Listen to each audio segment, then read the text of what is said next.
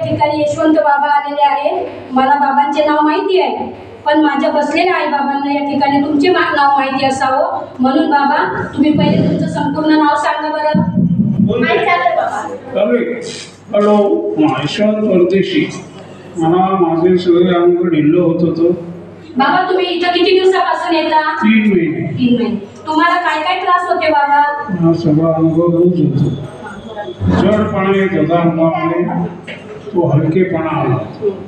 जे मला 20 मिनिटं घरी जायला लागायची ती 10 मिनिटात जायची। अशा तऱ्हेने मी आम्हाला शूटिंग घेतलेलं आहे।